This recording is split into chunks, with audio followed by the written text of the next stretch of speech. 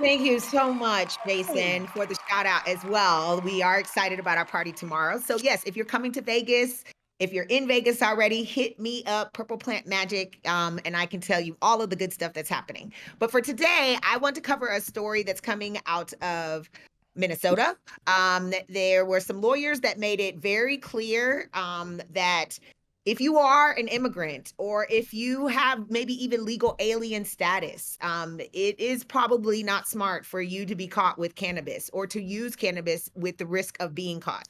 Cannabis is legal for adults 21 and older to use and possess in Minnesota. However, it is illegal under federal law. And legal experts say the distinction is important for immigrants who are not yet U.S. citizens.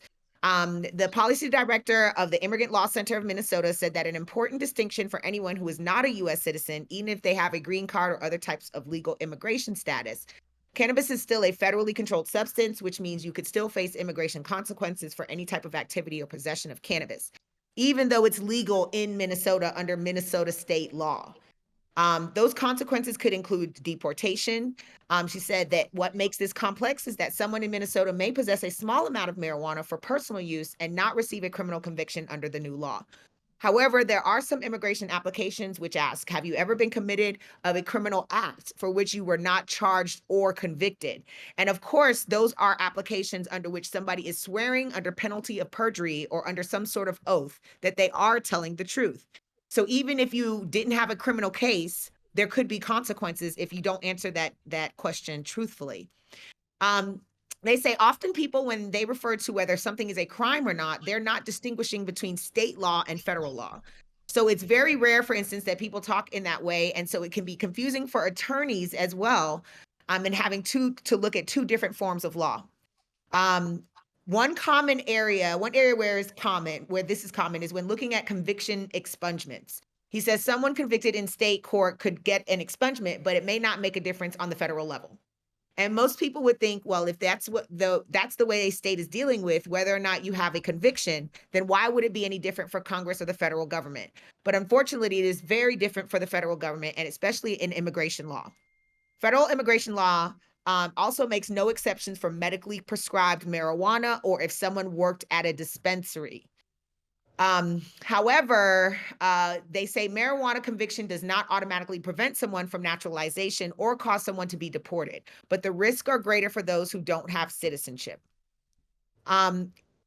She says, they say Minnesota is still in early stages of marijuana legalization. Decker and many others in her field are keeping a close eye on how this will impact Minnesota's potential future citizens.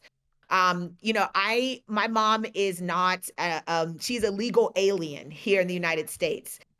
She was born in Trinidad. And so when I first got into the cannabis industry, she was so nervous because she was applying for citizenship and wasn't sure if the work that I'm doing would affect that or any way if she's connected to cannabis. And so it's a real anxiety issue and challenge for people who are not US citizens in understanding the law and making sure they abide by the law. But if your state has legalized cannabis, you are applying for citizenship of the United States, not for citizenship of an individual state. And so you have to abide by federal law.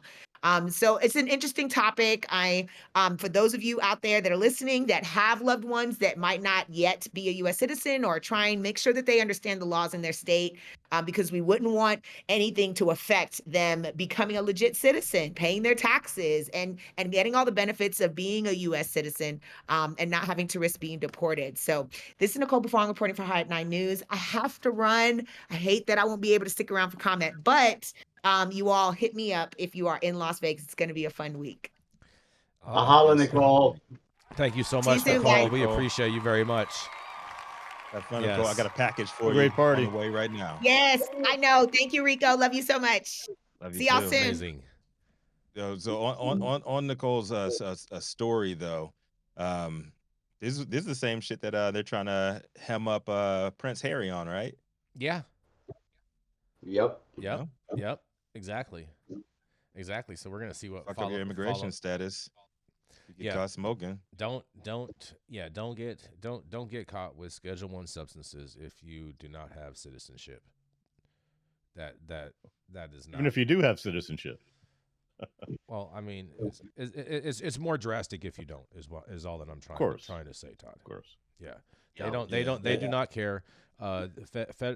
Especially when it comes to federal agencies do not acknowledge any type of state anything. So people just need to be aware of that, and use caution. And they're looking for reasons to kick people out right now. Well, that they are. I don't know if they're necessarily looking for reasons. I think they got plenty of reasons. I'm just saying, you don't give them a reason. Just another reason. Exactly. Right. Don't give them the reason. Exactly. Yeah, pull you make over. sure you're smoking within the confines of your host's private areas. Exactly. And don't get caught. Mm-hmm. You got to smoke it in your private areas? Yeah.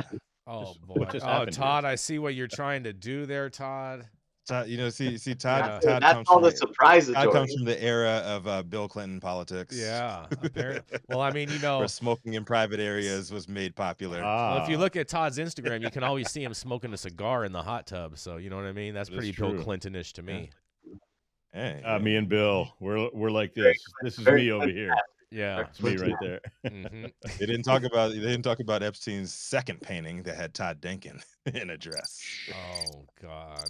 Oh God. Jeez Louise.